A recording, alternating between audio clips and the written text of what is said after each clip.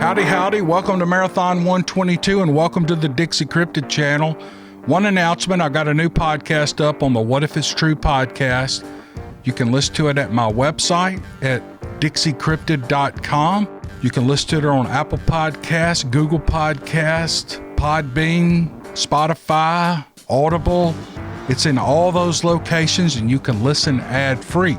If you listen to it on the YouTube channel, the What If It's True YouTube channel, there will be ads on that video, just letting you know.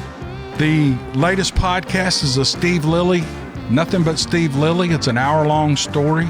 Some of you guys like that. Those are PG-13 rated, they're violent, and there's foul language in those fictional stories. They're pretty good stories, I think. I mean, I write them. I don't know. People seem to enjoy them. I'm kind of surprised. So, and if you haven't listened to Steve Lilly, you have to go back to journal number 1 and kind of catch up. This is the 5th installment, or the 4th installment for Steve Lilly. Anyway, What If It's True podcast, you know the routine. Let's get on with Marathon 122. Y'all ready? All right, here we go.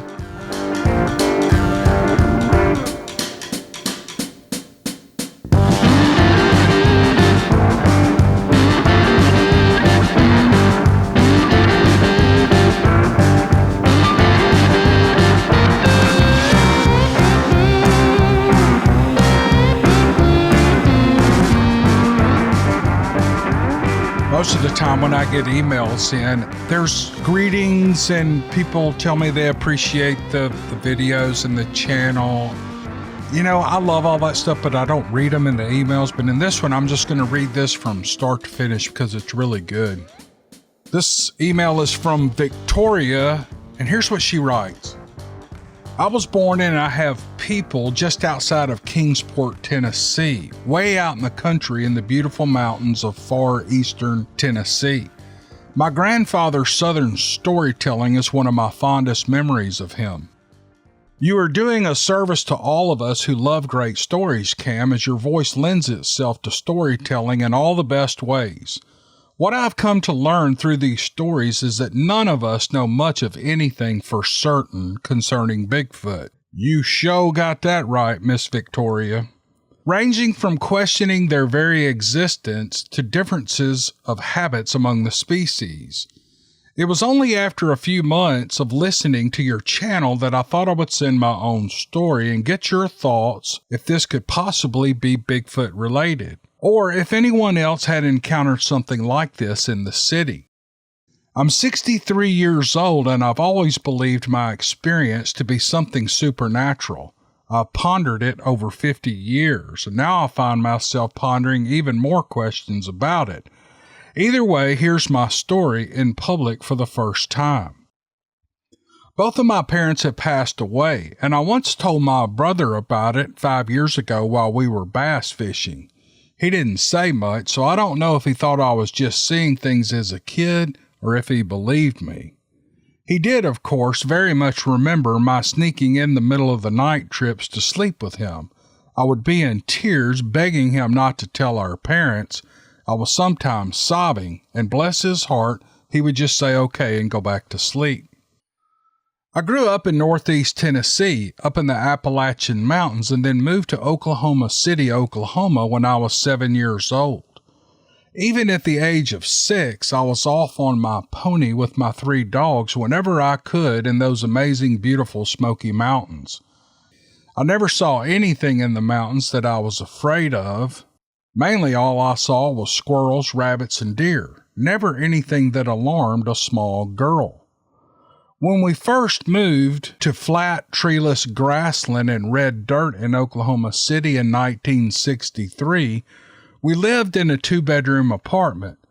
Oklahoma certainly looked different than the mountains.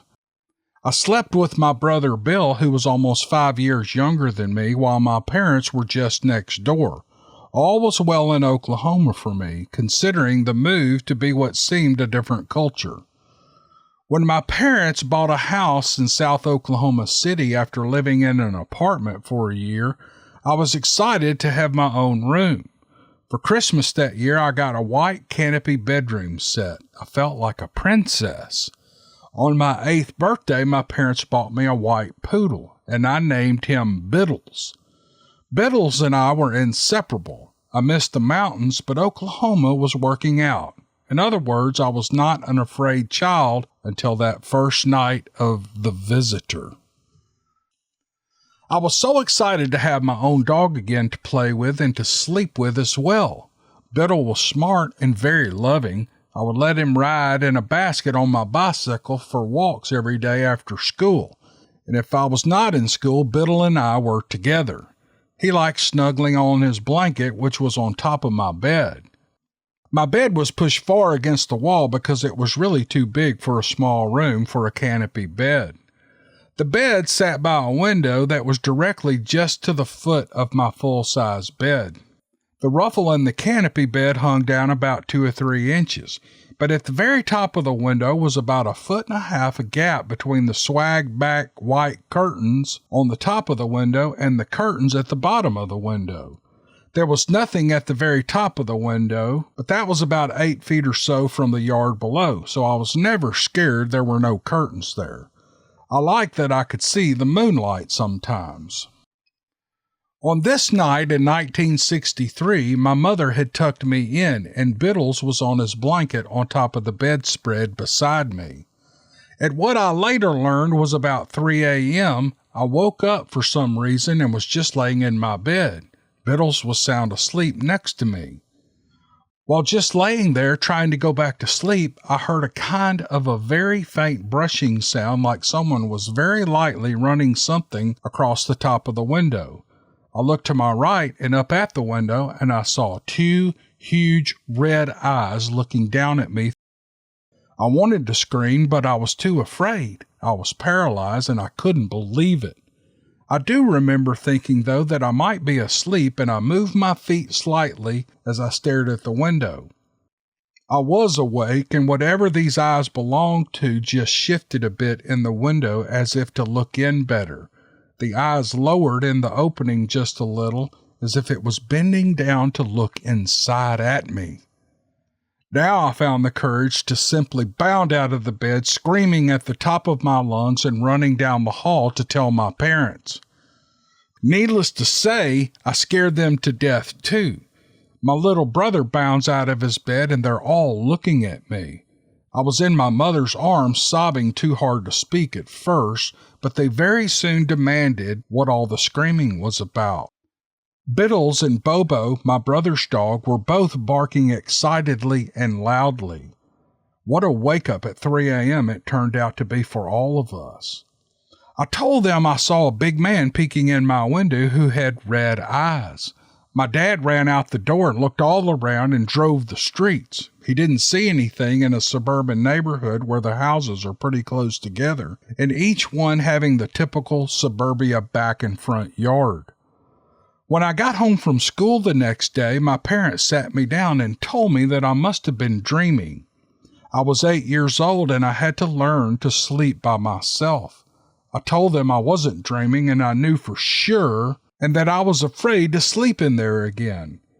As most good parents would, and I had great parents, I know they thought I was a typical kid with sleep and fear issues, but I knew I was not dreaming. They suggested I sleep with my bedroom door open, and then we could all hear if I called easier. That way I would feel safer.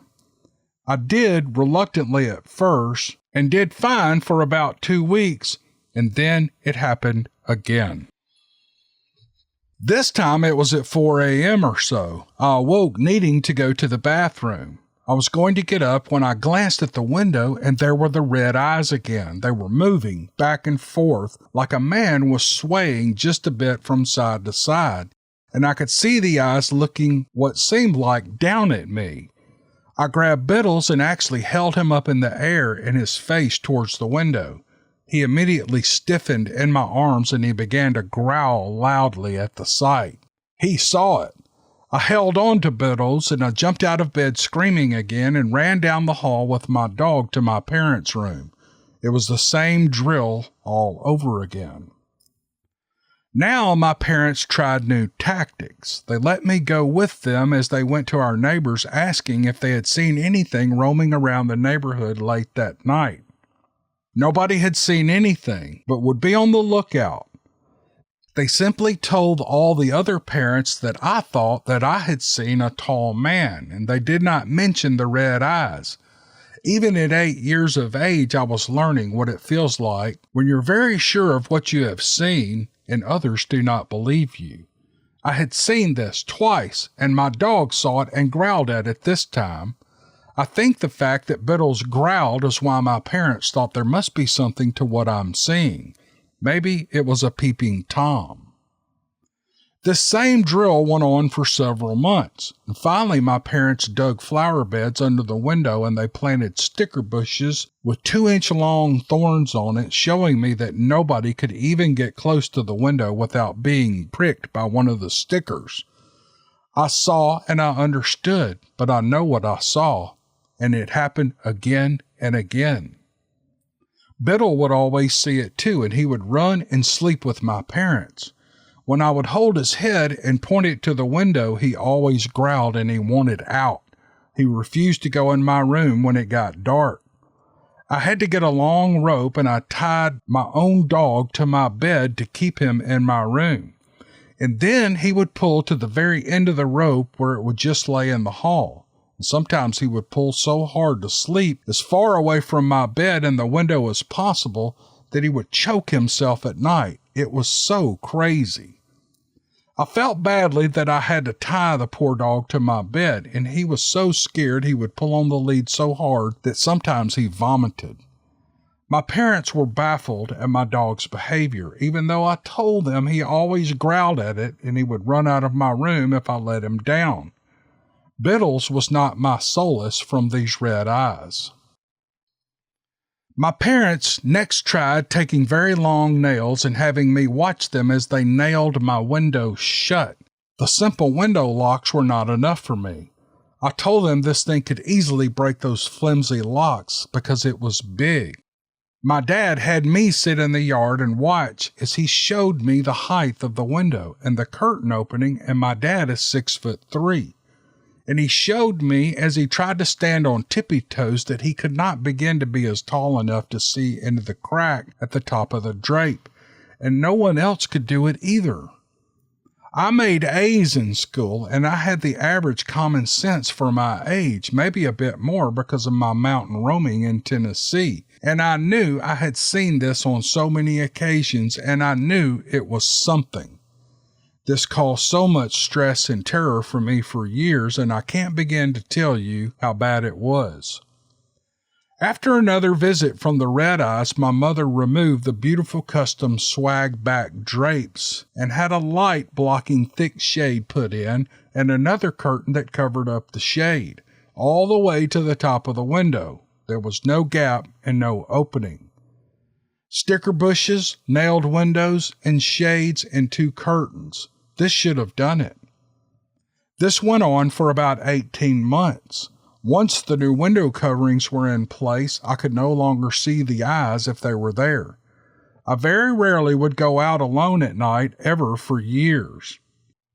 Biddles got to where he never slept with me in my room, and I felt guilty to have him tied to the bed with a 10-foot rope to make him stay with me. If I heard something against the window, and I sometimes did late at night, I would go sneak down the hall and get in the bed with Bill until daylight. Once I had the chicken pox and I was told not to hug my brother, but I heard something doing the brushing on my window in the middle of the night, and I was so scared that I crawled down the hall and slept with my brother anyway. He got the chicken pox so bad he was almost hospitalized. He even had them in his ears and his nose. He never told on me for sleeping with him when I should have not done that with the chicken pox, but he must have known how scared I was. I was so happy when he recovered. I know this must sound crazy as it felt to all of my family and my beloved Biddles as well. I've always wondered what it could have been, and I have always been absolutely baffled. Whatever it was there, and Biddles confirmed that I was not just seeing things. I looked up Bigfoot sightings in Oklahoma this week, and I was surprised to see so many. I did live very close to a concrete canal type of a drainage ditch which crisscrossed its way through the residential neighborhoods all the way to the Canadian River. I guess it could have been Bigfoot. I don't know what it was, but I would sure like to know, as it still is so clear in my memory. These kinds of memories are not kind, and they do not go away. And that's my story, Cam, and if you wish to share it, feel free. All the best to you and yours in this holiday season. And she signs off, Victoria. Oh, wow. Can you imagine? I don't know what it was, Victoria. I don't know. And I know there's a lot of people on here that are going to say, yeah, it was absolutely Bigfoot. But you lived in a suburb or a residential area, and that doesn't make sense to me. These things normally stay. I mean, all the stories we get, 99.9% of them are in remote areas, in the wooded areas in North America. They just don't show up in cities. So I don't know what it was.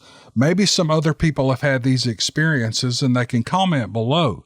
But it's very interesting, and I know it just scared you to death and probably still, as an adult, probably still rattles you to this day. Look, I remember night terrors that I used to have when I was that age, 6, 7, 8 years old. And I'm telling you, I can see them just as clear as day. And I don't know what caused them. It's the same dream over and over and over. Maybe I'll tell you all about it sometime. Whew, it just bothers me to even think about it. But I thought it was a great story. This thing just kind of caught my eye as I was scanning through emails, and I thought this would be a good one to share. Maybe someone can help this lady out. So Victoria, thank you for the email, and thank you for writing your story, and we all really appreciate it. Thank you, ma'am. All right, this story is pretty good. It's pretty good. I'm going to read the first paragraph of the man's email to me, and I'm going to talk about that for a minute. And then we're going to get right into a story, and it's a good story. He's a pretty good writer. But here's his first paragraph. I find your videos informative. Let me clarify that. It seems to me that when one or more has an equal interest in a similar topic and they connect, it becomes more than just informative. It becomes almost entertaining, and we look forward to seeing what will come next. And by that, I do not mean Throne of Games or those types of fiction. I think he meant Game of Thrones. Some people will never grasp the idea that we don't need to be entertained with deceptive fiction. Entertainment, according to Hollywood, does not necessarily mean having the truth involved, which is sad for everyone as far as I'm concerned. Okay, Here's what I think he means by deceptive fiction. I don't think he's against fiction because he mentions fiction like the Game of Thrones. He's talking about deceptive fiction. And if someone sends me a story, and I think this is what he's talking about, and it's not true, it's just a story they made up, that's not fiction. That's a lie. That's misrepresenting something they've sent me, and that's something that I have no defense against. And I know, as sure as the sky's blue, well, it's kind of gray right now, that I have gotten stories that I know are just made up. Those are not fictional stories. Those are lies. Those are just things people made up and they sent to me. And by the way, those are the people that usually send them to me and every other channel that does this kind of thing at the same time. We've run into that before. But those are lies. They're not, these are things people obviously have a lot of time to do, and they have a lot of time on their hands, and they spend time writing a story and they present it as if it happened to them. And I don't know if that gives them some sort of ego boost or self-esteem boost or whatever it is, but they're not fiction, they're lies. There have been some on this channel, and there's no way for me to know. There's no way for me to know. And so I treat every story like it's, heartfelt and it actually happened, because I could throw them out, the ones that sound kind of crazy, but Bigfoot is a crazy topic, and so you just don't know. And so I just go through and I read them all. Now, whenever I do fiction or have done fiction, and I haven't done anything fiction in a year on this channel, I did do some. I let some kids write fictional stories, and I read those, and people absolutely freaked out about that, and I'll never understand it. But I got a comment the other day from someone on one of those old videos, and the comment went something like this: I don't think parents should encourage their children to write made-up stories about Bigfoot. I think he called it demonic. And my reply was just another comment from an illiterate, and I meant that. Because if you don't understand the difference between a story that's made up and a lie and actual true fiction, then you are illiterate. You don't know what you're talking about. And I thought about his statement, and I thought, what is it about a fictional story that gets people so riled up? I wonder if, and let me just list off 3 or 4 here that pop in my head. I wonder if Herman Melville's parents had been that way and told him to never write anything that he thought was made up because it's demonic. Because if they had, Moby Dick would have never been written. Moby Dick would have never been written. And Moby Dick is a fictional story, Captain Ahab and Queequeg. It's a great, great story. But it's actually fashioned after true events. I can't remember who wrote the historical narrative just recently in recent history called Into the Heart of the Sea. It became a movie. The Thor guy played the lead character, and it's a great movie. That's the true story, but even the movie is quite embellished on how they dealt with the whale. But fiction is a great way to convey stories. How would it have gone if Jack London's parents had told him not to make up stories because it's demonic? We would have never gotten Call of the Wild or The Sea Wolf or any of the other great stories that Jack London wrote. What about if Joseph Conrad's parents had said that? We would have never got Heart of Darkness and all the other stories that he wrote. Wait, I think Joseph Conrad wrote A Sea Wolf. But anyway, we would have never got A Heart of Darkness, which means we would have never gotten the movie Apocalypse Now by Francis Ford Coppola and Martin Sheen and all those guys, because that story was fashioned after The Heart of Darkness, written by Joseph Conrad in the 19th century. What if J.R. Tolkien's parents had said that? We would have never gotten The Hobbit or Lord of the Rings. And even more recently, and I'll stop listing them off, but these are the things that run through my mind. What if Peter Benchley's parents had said that? We would have never got Jaws. What would the world be like without Jaws? The movie and the book Jaws. So get off your high horse on this fiction thing and relax and know that these stories that I share, I don't know if they're true or not, and I've always said that, but I don't throw them out. I actually have thrown a couple out. They were so outrageous that there's no way they could be true, but there's only about 2 or 3. But other than that, there's hundreds of stories that we've done, and there's no way to know if they're true or not, but they are great stories. They really are great stories. And the people who wrote them, if they made them up, they have to live with that, not us. We just get to enjoy the story. Okay. All right. I know that was long, and I know probably everybody's clicked away, but sometimes things get on my mind and I have to talk about them. So let me go on and read the rest of his story. And it's a very good story. And I don't think the man, his name is Patrick, I don't think he is at all being critical of me and my channel for presenting fiction in the first year and a half I had this channel, because he did reference the Game of Thrones, and I never did that. Now, on my What If It's True podcast, I do all kind of fiction. That's my fun channel. And I tell everybody it's fiction. And I don't want to catch any blowback on that because it wouldn't be fair. But here's what Patrick writes. My wife is full-blooded Navajo, and I'm third-generation Irish descendant. Married to her for 23 years now. We met at the Navajo National Monument as park rangers in 1995. She grew up nearby, only 6 miles away from the National Monument. I was working as a ranger that same summer that we met. I'm going to relate an encounter I had back in 1986 in a state forest along the western side of mid-Michigan. It was near Muskegon, near a smaller community named Rivanna, Revanna, Ravanya. I'm sure I'm saying it wrong. It was late fall, and I had just finished a seasonal position working for the Grand Hotel in Mackinac Island. I was in good condition after running up and down the stairs at this large Victorian-era hotel. I was visiting a young love interest in Ravanna. Her cousins and uncles needed my help to gather firewood left in the forest. I worked with a medium effort. As I said, I was in great shape. I was to stay put in a designated area while the fellows went to take the tractor and trailer loaded with wood back to the yard. As I enjoyed the autumn sunshine afternoon warmth, I suddenly heard a loud tree knock close to me. I picked up a baseball bat-sized branch of oak nearby, and I proceeded to do a Ted Williams swing at the tree in front of me.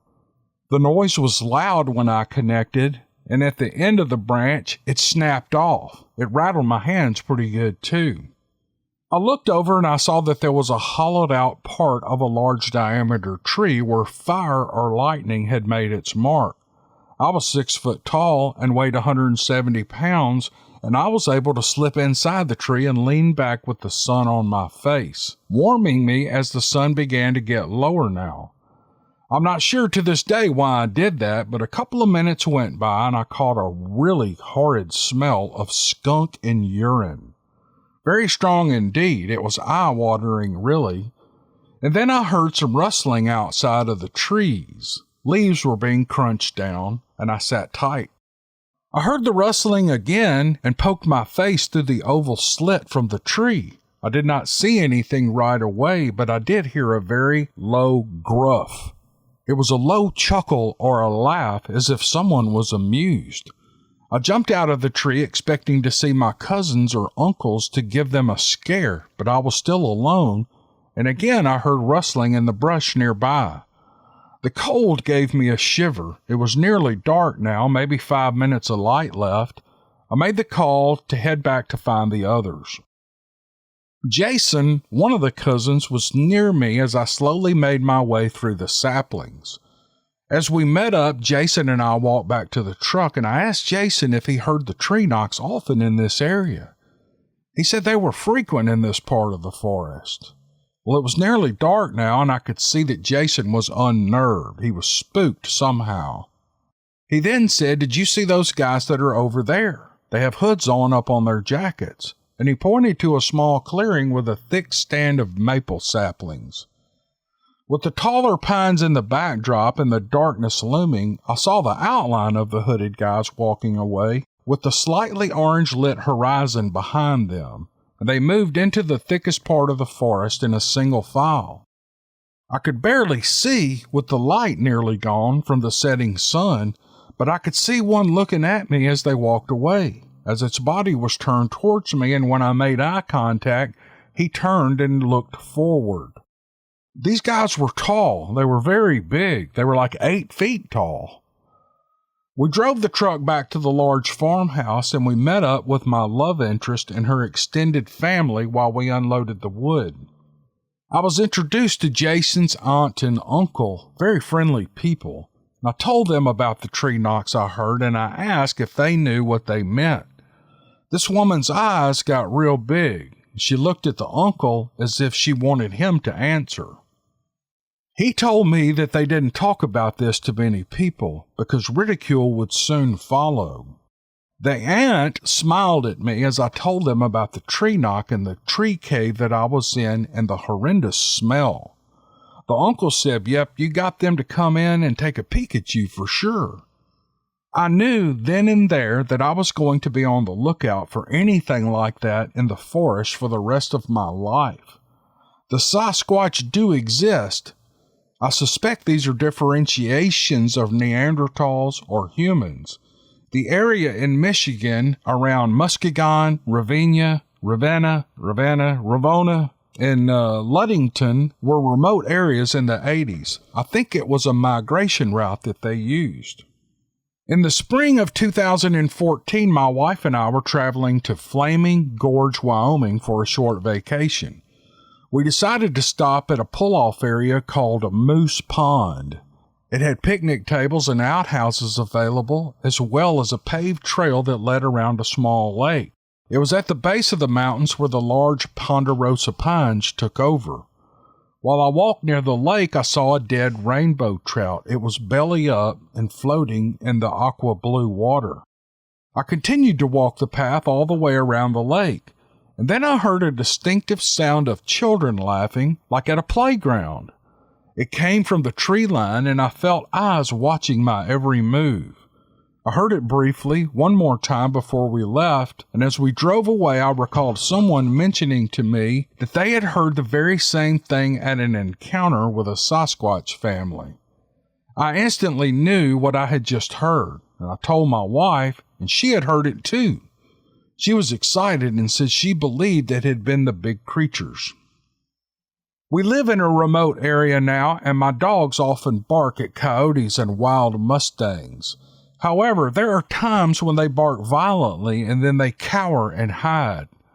These creatures are swift and they know stealth tactics that Army Rangers can only dream of. These guys are real pros in the bush, and they've had a very long time to dial in their craft. The stories of Sasquatch attacking native tribes throughout history and full-on battles with these creatures are real. They are still attacking us, grabbing our children, elderly, even our strongest and smartest that are naive enough to believe they are completely safe in the forests of North America. Make no mistake, some of the creatures don't give a hoot about your human rights. You may very well be the main course if there are no elk in the area. Maybe somewhere in between humanity, where not all humans are fuzzy, warm creatures, good experiences of life can still happen. Some of humanity's outlooks are brutal, and it can be sensed. We need to look closer within ourselves before we decide whether these things are just trying to survive the best they can as we encroach on their habitat. I, for one, did not see them as any sort of threat. They were amused at my antics, and they showed me a sense of humor. I can work with that. Perhaps someday I'll do some stand-up comedy routines in the forest to get them howling with laughter. And he signs off Patrick. And some of what that last paragraph, I don't fully understand, but there's some things people write I don't follow. It's not that they, if they were sitting across from me and we were talking, I could say, well, what do you mean about this? And they would explain it, and then I would understand. But sometimes I hate making assumptions. I don't want to take what a writer says sometimes and just, make an assumption if it's wrong. You don't want to be wrong about those things and then make a judgment on someone. But I thought this was a great letter. And, I talked about his first paragraph, and I was very clear that I don't feel like he's coming at me on this fiction at all. But it sparked that memory of the comment that I got just recently about, well, you can go back and listen to it again. I'm not going to repeat it. But it just gave me a chance to talk about that. But Patrick, this was a great letter, and I'm very glad you wrote it. And these are really cool experiences, and we appreciate you. Thank you, sir.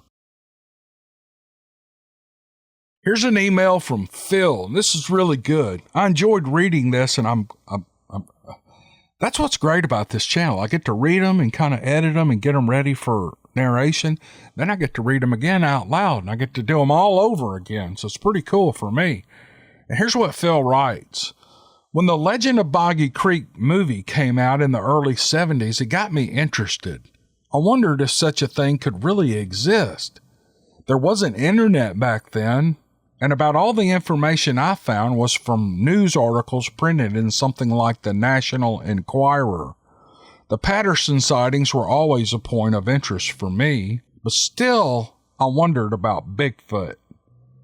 I recently watched one of your videos where a fellow grew up in the Lauderdale County, Alabama / Wayne County, Tennessee area, and he talked about how the old folks would always make the kids come inside the house or at least be on the porch after sundown. This brought back memories that I had forgotten. One memory that is so prevalent in my mind, I wanted to write it down here. I'm 66 years old and I'm not getting any younger, and I want someone to know about these experiences. I was raised in Hardin County, Tennessee, an area close to the Tennessee River. Where my grandparents lived, there was an old slough called White Oak Bottom not far from their home. It covered many acres and it would flood during the wet seasons, but most of the time it was just a swampy area full of snakes and mosquitoes. As a child, I used to hear that boogers lived in the slough and it wasn't safe to be there after dark. I thought it was just their way of having us where they could see us. I didn't really believe a booger was an actual being. My grandfather hunted in that place, but he never went in while it was dark, and he always came out before sunset. He knew that slough like the back of his hand. I remember one time in the late 50s or early 60s, when I was spending the weekend with them, as I did quite often, some men from Memphis came there to go duck hunting, and they got lost. When they didn't come out by dark, a relative of one of the men from Memphis who lived in the area came and got my grandfather because they said no one knew the place better than he did. He grabbed a shotgun and he set off with 3 or 4 of the locals to search for the hunters. When they found the men, they were scared to death. They said they had gotten lost coming out and something had been following them, screaming at them and throwing things at them. They pulled their boat up on a piece of solid ground. It was like an island, and there they stayed because they had no idea where they were or how to get out. They said that they were ready to shoot it out with whatever was following them. They were really scared. When he told the story to my grandmother, she got real quiet. I asked him what was screaming at those men and throwing things at them, and all he would say is, "Boy, there's some things out there that people just don't talk about." I knew to let it alone and not ask anything else. I always wished many years later that before he passed away in his mid-80s that I had asked him what he knew about what lived down in that slough. One time when I was staying at their house overnight, we heard a commotion in the chicken yard. My grandfather said it was either a fox or a weasel, and he grabbed a shotgun and he headed out there. I went with him. All we found was the chickens were really excited or scared about something, and he thought whatever it was had left when it saw or heard us coming. As we were standing there, we heard a scream not far off. Granddaddy said it was a panther. Since I didn't have any idea what a panther sounded like, I took him at his word, but I'll tell you this, it really scared me. He got the chickens cooped up. They normally had the chicken yard to themselves. He locked them inside the hen house and we went back inside. My grandmother passed away in 1964, just before my 10th birthday, and I quit spending the night there because Granddaddy worked all day and got up early every morning to go to work. About a year or 2 later, my grandfather found a nice widow lady that he really enjoyed being around, and a couple of years later, they were married. He sold the home place near the slough, and he moved 25 miles away to her house in the city. She said there ain't no way she was going to be living in the country. My time in that area came to an end. My mom and dad and I lived 10 miles from the slough, and I never wanted to go back there. But every so often, I would hear a story of someone hunting in the slough that had seen a booger, and I simply forgot about most of all that until I heard your video from Lauderdale/Wayne County. By the spring of 1979, I was grown up. I had graduated high school and college. I had married and had gotten a job with the TVA a year before and was assigned to a TVA facility 125 miles from what I called home. That spring, I had the opportunity to move closer to where I grew up. TVA was building the Yellow Creek nuclear plant north of Iuka, Mississippi, in a place called Short. There was a small community there, and I got a job working the second shift. Another fellow I knew and had gone to college with got on with the TVA too and was on the same shift as me. We both lived in Tennessee and we carpooled to save gas. Here's a little bit of information about the location of Yellow Creek Nuclear Plant. The Tennessee River is the eastern border of Tishomingo County for the part of the county, and Yellow Creek, which is part of the waterway, extended south to become the Tennessee-Tombigbee Waterway, was to the west. Short was on a bit of a peninsula. There were very few houses out that far to start with, and most were weekend cabins. TVA had bought most of the land there, and they decided to build a nuclear plant. TVA cleared a lot of land, hundreds of acres, maybe even more than 1,000, and had a railroad track put in between the construction site and the main railroad line in Iuka to make it easier to get equipment and materials to the building site. Between the nuclear plant construction and the oh God, my dog is hacking. I'm sorry, y'all. Between the nuclear plant construction and the Ten-Tom Waterway, there was a lot of activity in the area, enough to make any creature wonder what was going on. On a night in mid-May of 1979, my friend and I were coming home from work. It was just after 11. He was driving. We headed down the road towards Iuka, and we made a hard right turn to a road to get back over to Highway 25 that would take us north back into Tennessee. As we turned, the road continued to curve to the right for about 500 feet and then crossed some railroad tracks. Just about the time we got straightened out, and just before the railroad tracks, we saw something, some kind of creature on the left side of the road. It was squatted down, and it appeared to be eating something off the pavement. It was a dark, hairy creature with streaks of dark gray or silver down its back. My friend slammed on the brakes, and we both said something like, "What the hell was that?" It turned and it looked at us, and in one continuous motion, it started to rise to its feet, and then it jumped completely across the road on past the right shoulder. It was like it was spring-loaded. That thing jumped 20 feet or more. We got out of the truck with flashlights trying to see what it was, and you could hear it crashing through the woods. There was an odor in the air of what smelled like a rotten skunk. We thought it was eating dead skunk, some roadkill. You could tell something had been killed on the edge of the road because there was a greasy spot there. And then we thought better of standing there defenseless on that dark road, and we made the decision to get the hell out. We talked about what it was all the way home. We said we weren't going to tell anyone because they would surely think we were both crazy. But I know what I saw. I just didn't know what it was at the time.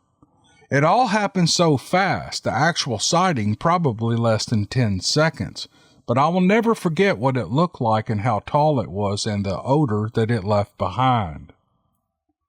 Talking later with my friend, we figured it was somewhere between 8 and 9 feet tall, just judging from the perspective of how wide the road was and how tall it stood. It was massive. Liking it to a gorilla is nothing close, but liking it to 3 gorillas combined is more like it. It was massive in height, width, and weight. I had only been at Yellow Creek Nuclear Plant 8 weeks when I got a job offer closer to home that paid more, and I took it. I would see my friend often for another several months. Eventually, he landed another better job and moved away. Every time we would see each other, we would talk about what we saw, and he hadn't told anyone, not even his wife. I, however, had told my wife about it several days after it happened because she noticed that there was something different about me when I would go to work. I wasn't scared, but I was antsy when I would think about traveling that road at night, knowing what we had seen and the size of that thing. During the construction of the nuclear plant, there was a dynamite building away from the main work area. Dynamite was used to blast rocks to make a place for the foundations of what would become a nuclear plant. It was stored away from everyone, so if something happened to make it explode, it would be less likely to injure anyone. Fuses and blasting caps were stored in another building several yards from the dynamite building as a precaution as well. One day, some of the blasting crew went to get dynamite and fuses for more blasting. They found that the dynamite shed was torn to pieces like it had been struck by a tornado. Material was scattered all around. The incident was not reported. They kept it real low key. TVA security did take a report, but it was said to have been the work of thieves, and I thought it was strange that all the dynamite had been accounted for. Several years later, while channel surfing one night, I found a series by Bigfoot research organization called the BFRO, and I got hooked on their shows. I enjoyed hearing the stories told on the show, but I was a skeptic. I didn't doubt the stories at all, but some of their tactics used to try to catch a Bigfoot seemed silly to me. One day I was searching the internet for information on Bigfoot, and I ran across a photo that was supposedly the Florida skunk ape, and it was made in September or October of 2000 near Myakka, Myakka, Florida. A lady had made the photo of a creature near her house. She said her husband said it appeared to be an orangutan. When I saw the photo, I literally froze in place. I'd seen supposed photos and drawings of what was supposed to be a Bigfoot, but nothing came close to what I saw until I stared at that photo. It was exactly what we saw that night 25 years earlier. Over the years, I've told only a few folks about that night. I think outside my family, I've only told my best friend and one other close friend when we got to talking about, does Bigfoot really exist? That friend used to live in that Yellow Creek nuclear plant area. He loved to hunt and fish, and he said he went deer hunting north of where the plant was located. There was a light snow on the ground, and he scouted the area before and had found good deer sign. He started walking down the logging road, and he stopped when all of a sudden he saw massive barefoot tracks in the snow ahead of him. He hightailed it out of the area, and he never hunted it again. He was even hesitant to tell his story to me, and then I told him mine. My wife and I love to visit the Great Smoky Mountains, in particular Cades Cove. There's a primitive road, Rich Mountain Road, that leads out of the cove back to Townsend, Tennessee, where we stayed, and we love to take that road. We found it in the 1980s and have traveled it many times since. It really runs through some beautiful wilderness. We've seen all kinds of wildlife on the drive, including bears. There's a place on that road near the crest where we stop to stretch our legs every time and enjoy nature. It's on the left, and you can tell it gets a lot of use. It goes about 50 to 75 yards to the crest of a little rise, and there's a huge fallen log there that makes a great place to sit.